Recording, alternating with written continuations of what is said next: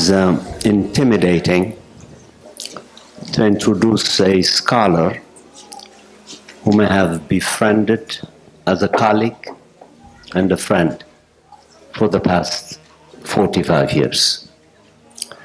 Professor Winston Langley does not require any formal introduction, other than letting the audience know, among numerous things that he has accomplished, which is a compilation of 15 highly rated books in the academic arena, 2 books of which he is internationally known for. The Abolition of War is one, and 11 ideas published by our very own, the premier publisher of Africa books, Kasahun Chakole, of the African Red Press. I could say considerably more about Professor Langley, but among other things, he has also served as a provost and vice chancellor at the University of Massachusetts in Boston. I am honored to be sitting right next to him to learn from his impeccable wisdom. He is particularly known for his tireless, courageous work on human rights globally. Welcome to this Adwa session, with which I look forward to celebrate.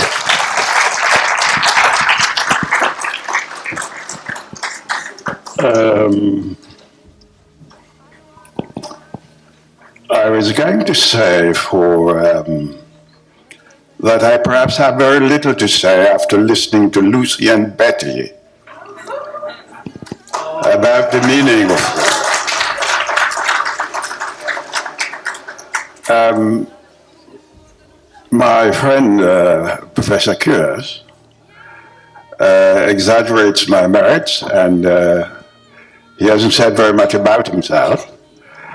But I will venture to suggest that you may want to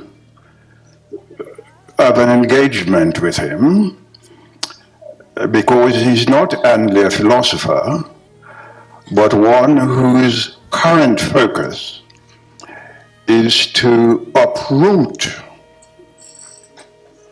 very much like Menelik, an orientation that has undergirded Western philosophy. He is an Adwan.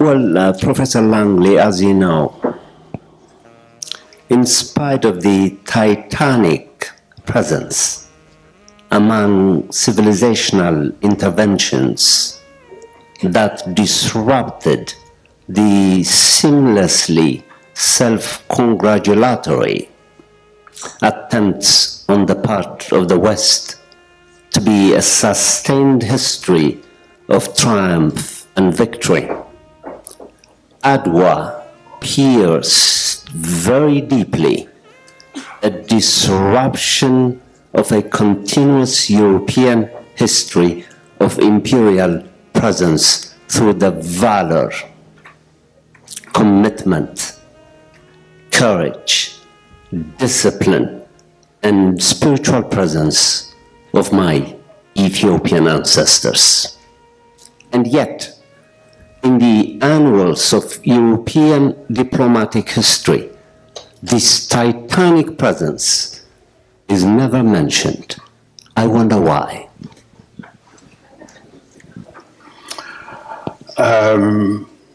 If you would permit me to say that I was born in Jamaica, where a group of Rastafarians introduced me to Adwa.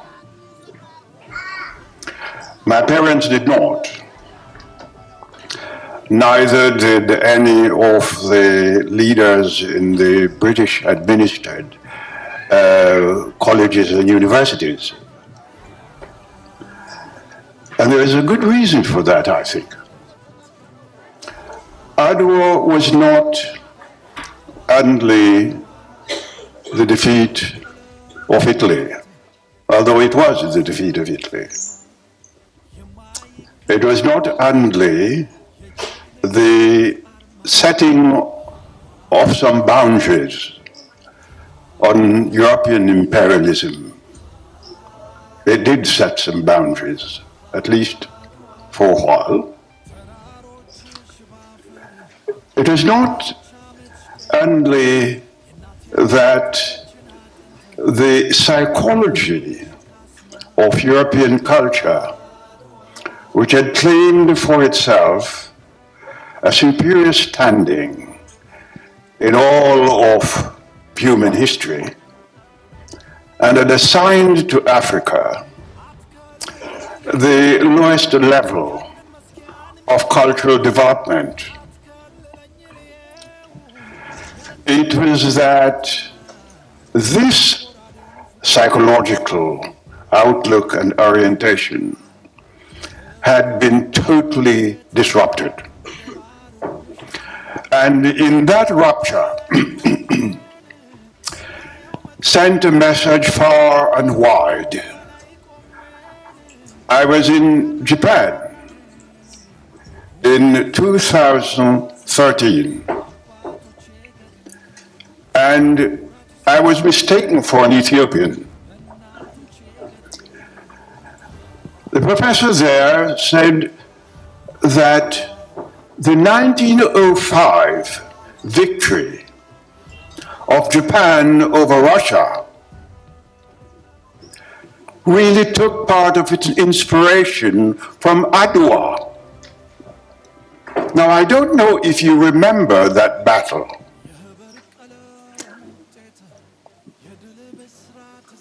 The Japanese, very much as Menelik II did, destroyed the fleet of the Russians and disenabled them from continuing the war. A total defeat. It was Adwa, is mentioned. It is also the case that Adwa must be seen in a broader context. In the context of resistance. We're talking about diplomatic history.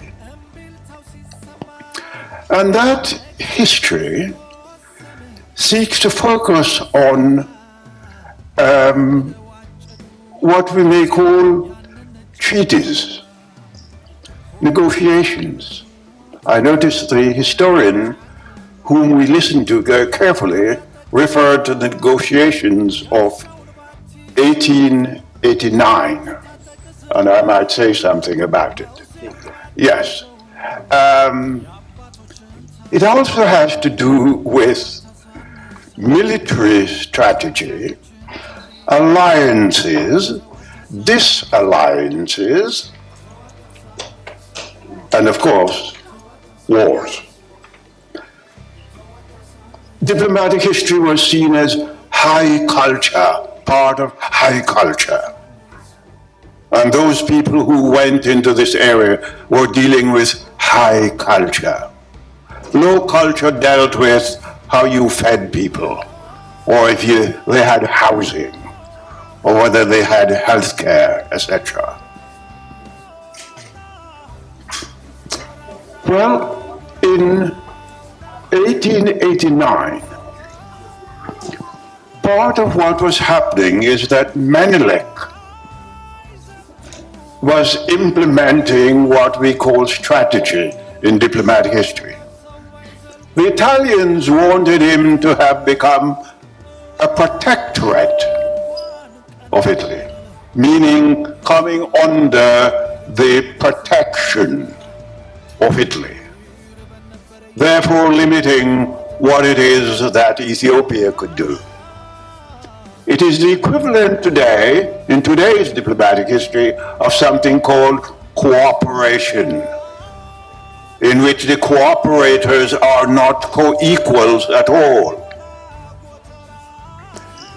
Menelik said, no, we are not interested in that position. We think Egypt is becoming a protectorate of Britain, and we are not interested in that. But he understood that Italy was not going away. And so he began to plan for 1896. Don't forget, please, in 1893, the US had taken over Hawaii under the guise of protectorate. Do not forget either that 1885 was the Berlin Conference that ratified European disruption of everything that had any integrity left in Africa. So, if I come back to what Adwa means, it was not only that psychological and historical rupture, but it said that the heart of resistance lies not only in hope, but in strategy.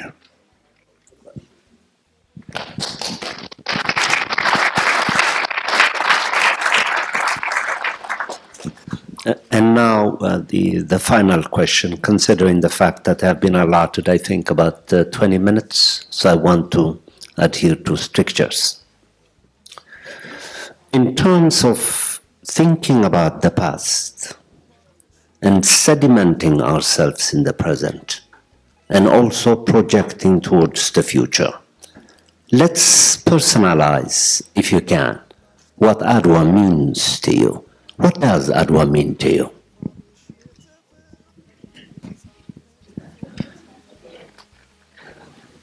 First and foremost, it means, and I'm happy to see all of the children and young people here, it means stories and narratives.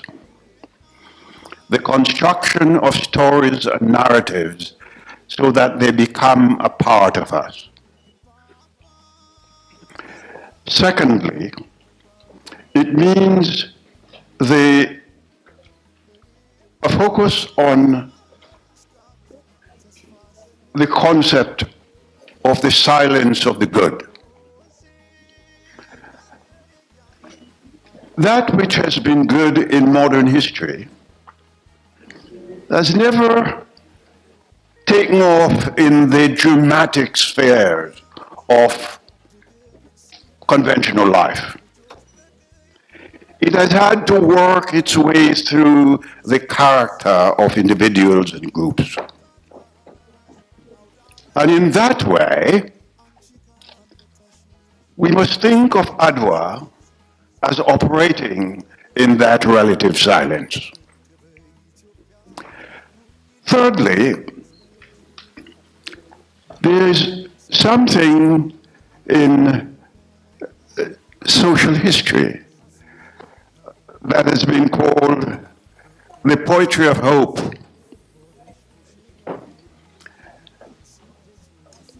Percy B. Shelley, in his poem Prometheus Unbound, and if you recall, in Prometheus, he was condemned by the gods for having revealed to human beings the capacity to invent and to hope. And in that poem, Shelley asks us to think about the very nature of hope. And he speaks of it in terms of seeking from within its own wreck the thing it contemplates.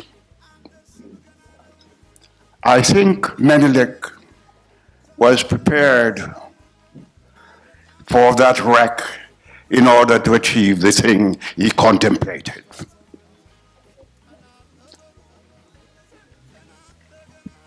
And the fourth would be a cultural feature we call civilization. And you know all about it in Kemet philosophy, Kemetic philosophy. Namely, Menelik was not involved just in a preservation of a state called Ethiopia. He was involved in a civilizational protection. In the ethics, in the history, in the politics, in the economics of Kemetic culture. 5,000 and more years ago. That is Adwa.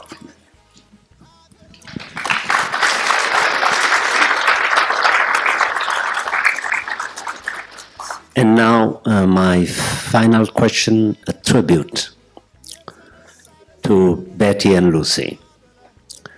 What would you like to say to these young women who treated us to an elegant narrative with vision, intelligence, and to quote you directly, hope? What are some of the strategic advices that you'd like to render to them?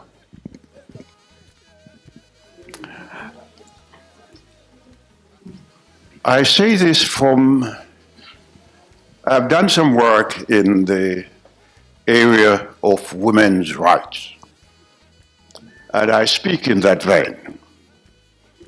Adwa was not simply an expression of the work of men. You remember the work of the Empress.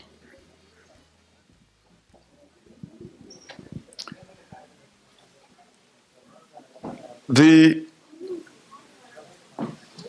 historical disablement of women under patriarchy is something that is to be found in every society. And if we want to think in terms of the many modes in which inequality survives, we want to begin our studies in this area. What I would say to these two young women as representatives of women generally is just to remember that as part of their history, in this country, for example, in 1848, at the Seneca Falls Conference, women, it's a conference called by women to discuss their right to vote. They gathered at Seneca Falls and they could not chair the meeting. Nobody prevented them from chairing it, but they did not feel that they could chair in public their own meeting. And do you know who chaired it?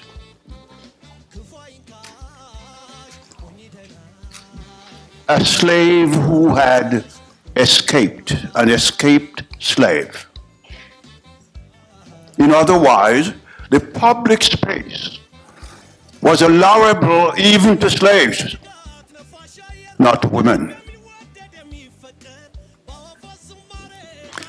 So what I would say, please be intimately acquainted with the 1979 International Convention on the elimination of all forms of discrimination against women. And make that a textual expression for our collective future.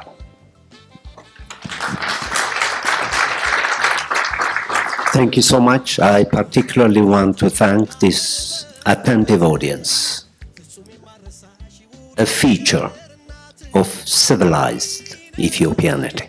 Thank you so much.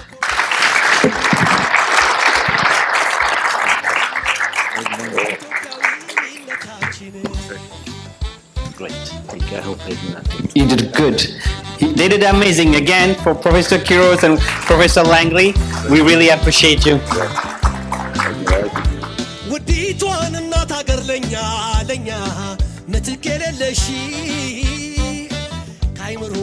አይጠፋም ያንቺ ትዝታሽ